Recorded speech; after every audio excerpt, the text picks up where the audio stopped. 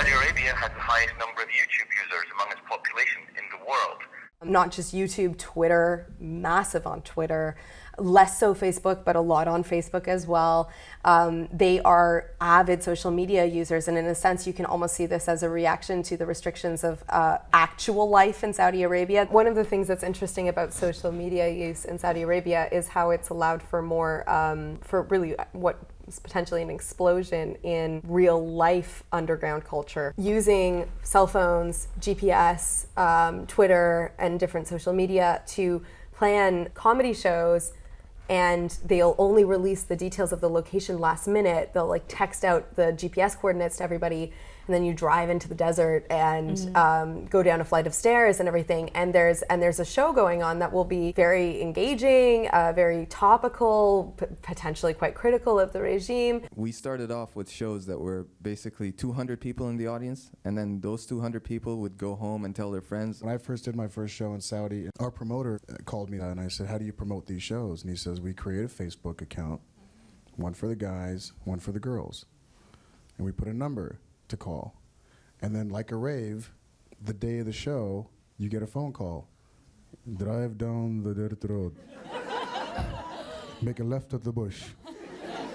You'll see a donkey." Another thing that's famous for happening in Saudi Arabia is just the most epic house parties you've ever been to. This is a relatively wealthy population, especially the upper echelons of society. And I have friends who've said that the best parties they've ever been to their entire life were in Saudi Arabia, because once you get inside a compound, you know, everything is permitted, and it's like a nightclub inside.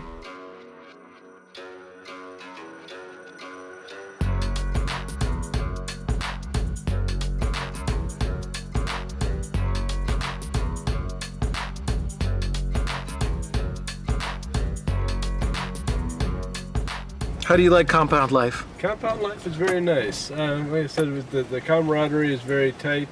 We all live in a very small place. Ooh, nice pool. You use the pool? We do. This is one of 5. Actually, this is the main pool. It's a wave pool. Underneath, if you see the glass pavilion slightly to your left there, you climb down there. There's a gym. We've got a bowling alley underneath this pool. We also recently have been getting a lot of Egyptian, Jordanian, a lot of the local regional folks also have been moving in here. So other Arabs who are non-Saudis? Exactly, non-Saudi Arabs. That's crazy. So everything is available, everything is possible, as long as you're flying with under the radar and within sort of the broader limits of what's acceptable. You can't drink on the street, you can't drink in public, but what you do in your own home is to a certain extent accepted, and they, you know, turn a blind eye to these parties and to people wanting to have fun.